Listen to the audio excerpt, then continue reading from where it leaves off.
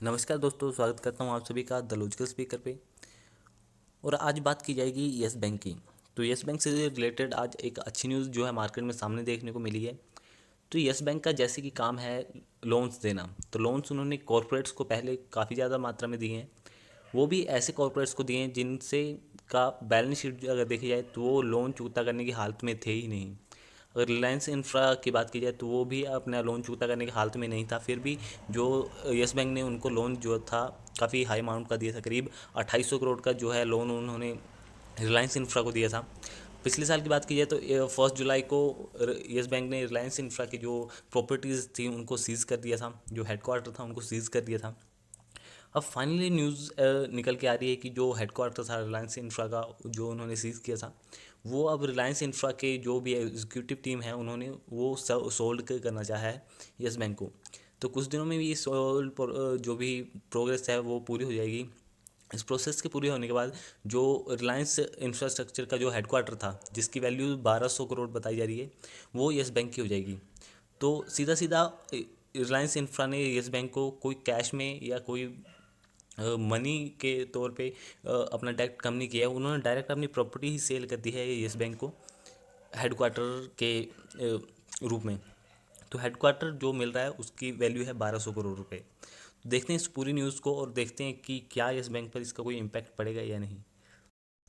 तो हम आगे न्यूज़ पर आप सामने देख सकते हो अपनी स्क्रीन पर लिखा हुआ है कि रिलायंस इंफ्रास्ट्रक्चर जो कि सेल किया है सेंटा क्रूज हेडक्वार्टर। मुंबई में एक जगह जहाँ का नाम है सेंटा क्रूज। तो सेंटा क्रूज में जो रिलायंस इंफ्रा का हेडक्वार्टर था उसको उन्होंने सेल कर दिया है येस बैंक को, जो उनका डेट है वो उसको रीपे करने के लिए। तो यहाँ पर मनी का ट्रांसफ़र नहीं हुआ है, यहाँ पर ट्रांसफ़र हुआ है प्रॉपर्टी का। तो चाहे मनी का ट्रांसफ़र हो चाहे प्रॉपर्टी का ट्रांसफ़र हो, एक वैल्यू का ट्रांसफ़र हो गया जिसकी वैल्यू है 1200 करोड़ रुपये। तो सीधी सी बात है कि अनिल अंबानी जो कि रिलायंस इंफ्रा के मालिक हैं, उन्होंने जो कमर्शियल प्रॉपर्टी है उनकी जो सेंट्रल क्रूज में उनका हेडक्वार्टर है उसको 1200 करोड़ रुपए में सेल कर दिया येस बैंक को। तो कुछ दिनों की प्रोसेस के बाद ये जो प्रॉपर्टी है वो येस बैंक के नाम हो जाएगी और येस बैंक की बैलेंस शीट में हमें देखी जा सकती है इस प्रॉपर्टी को। तो सीधा सा है कि येस बैंक का 1200 रुपये का कर्ज जो है वो रीपे हो चुका है। तो येस बैंक के लिए एक अच्छी खबर है कि वो करीब 1200 करोड़ जो 2800 करोड़ रुपए में से 1200 करोड़ रुपए जो है उन्हें रीपे में मिल चुके हैं। तो यहाँ पर पिछले साल की बात की जाए जुलाई की, तो येस बैंक ने जो उनका सेंटर क्रूज की बिल्डिंग थी उसको सीज़ कर दिया था। तो वहाँ पर लास्ट ईयर कंपनी ने दो और छोटी प्रॉपर्टीज़ को सीज़ किया था, क्योंकि जो रिलायंस इंफ्रा है वो 2892 करोड़ का जो लोन था उसको रीपे नहीं कर पाया था। तो रीपे ना कर पाने की हालत में जो येस बैंक ने ये कदम उठाया था कि उनकी जो प्रॉपर्टी है वो सीज़ कर दी जाए। तो उन्होंने जो सेंटा क्रूज में ये बिल्डिंग है जो कि हेडक्वार्टर है रिलायंस इंफ्रा का, उसको और उसके साथ दो और प्रॉपर्टी हैं जो कि छोटी प्रॉपर्टी हैं उनसे उनको सीज़ कर दिया था ताकि वो 2892 करोड़ को रीपे कर सके। पर 2892 करोड़ जो है पूरी तरह से रीपे नहीं हो सकते। तो जो सेंटा क्रूज की बिल्डिंग है उसके अकेले की कीमत 1200 करोड़ रुपए बताई जा रही है, जो कि येस बैंक को अब ट्रांसफ़र होने वाली है। तो पूरी प्रोसेस है कि sale of Reliance Santacruz utilise only to repair डेप्ट of Yes Bank Reliance Infra इन स्टेटमेंट। तो रिलायंस इंफ्रा ने स्टेटमेंट दी हुई है कि जो भी येस बैंक को अपनी प्रॉपर्टी सेल कर रहे हैं वो as a repay of debt है। ठीक है, तो जो लोन लिया था उसका जो रिपे करना था वो सिर्फ उसका एक अनुरूप है। साथ ही रिलायंस इंफ्रा का कहना ये भी है कि येस बैंक को जो प्रॉपर्टी दी गई है, जो कि प्रॉपर्टी उन्हें बेची जाएगी, वो येस बैंक जो है एज अपना हेडक्वार्टर कॉर्पोरेट हेडक्वार्टर जो है मेन उसकी तरह यूज़ कर सकती है। और हो सकता है कि हाल ही में कुछ दिनों में वो मूव कर जाए इस प्रॉपर्टी में, जो भी येस बैंक का पिछली प्रॉपर्टी में जो भी हेडक्वार्टर रहा होगा वहाँ से ये मूव कर जाएगी इस नई प्रॉपर्टी में। और जो अब कॉर्पोरेट हेडक्वार्टर है येस बैंक का वो अब से इन रिलायंस इंफ्रास्ट्रक्चर की बिल्डिंग ही होगी।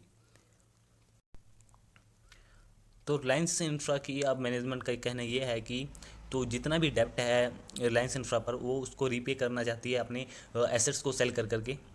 तो उनका एम ये है कि जितना भी डेट है उनका 2021 में रीपे कर देना है, मतलब कि डेट फ्री कर देना है रिलायंस इंफ्रा को।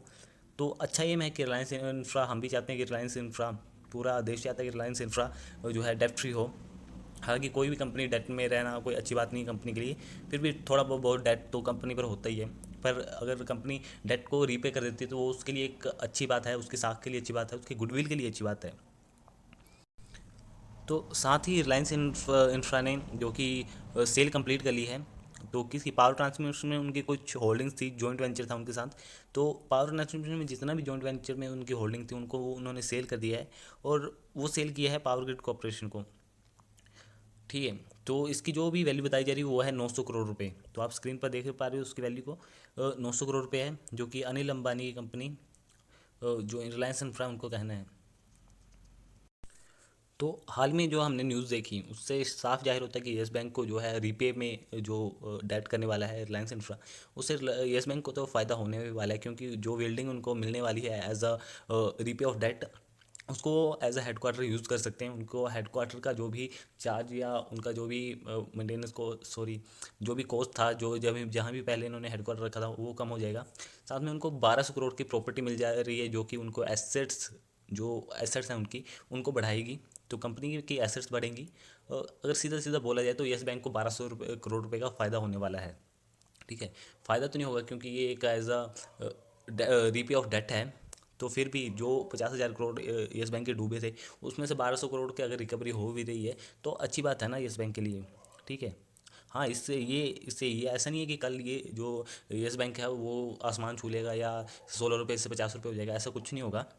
पर हाँ, येस बैंक की बैलेंस शीट जो है उससे सुधर जाएगी, येस बैंक की जो परफॉर्मेंस है इससे और बेटर होगी, क्योंकि येस बैंक को थोड़ी सी पॉजिटिविटी मिलेगी कि हाँ कुछ तो लोन जो है रीपे हो रहा है। साथ में हो सकता है अगले आने वाले 1-2 साल के अंदर हमें कुछ और कंपनी से भी जो भी लोन उनका रीपे होने वाला है उनको आने की खबर मिल सकती है। तो एक खबर तो रिलायंस इंफ्रा की तरफ से मिल गई। अब DHFL, हाउसिंग फाइनेंस, यहाँ से भी अगर थोड़ा थोड़ा अगर लोन रीपे हो जाता है तो ये येस बैंक के लिए एक अच्छी खबर हो सकती है। अगर 50,000 करोड़ में से 30,000 करोड़ या 40,000 करोड़ भी रिकवर हो जाते हैं तो येस बैंक के लिए एक अच्छा संकेत है उनको फ्यूचर में बिजनेस करने के लिए। तो आज की जो वीडियो थी वो इन्फॉर्मेशन के रिलेटेड ही थी कि हाँ ऐसा हो रहा है। तो इस वीडियो में एजुकेशन पर्पज़ से आपको सीखने को कुछ ज़्यादा तो नहीं मिला होगा, फिर भी आपको एज अ न्यूज़ मेरे को बताना ज़रूरी लगता था, तो सो मैंने बताया। तो अगर वीडियो अच्छी लगी हो तो ज़रूर लाइक करना, सब्सक्राइब कर लेना चैनल को। साथ में यहाँ पर आपको सब्सक्राइब का बटन आ रहा होगा, साथ में 2 वीडियो शो हो रही होगी आपके रिलेटेड, अगर हैं तो आप ज़रूर देखिए। आपके रिलेटेड ही होगी क्योंकि स्टॉक मार्केट से रिलेटेड ही मैं वीडियो बनाता हूँ और स्टॉक मार्केट रिलेटेड ही ये वीडियो है। तो जरूर सब्सक्राइब कर दें, साथ में बेल आइकन को प्रेस कर देना कि आने वाली मेरी नई वीडियो की नोटिफिकेशन आपको जरूर मिलती रहे। So thanks for watching this video, मिलते हैं नई वीडियो में।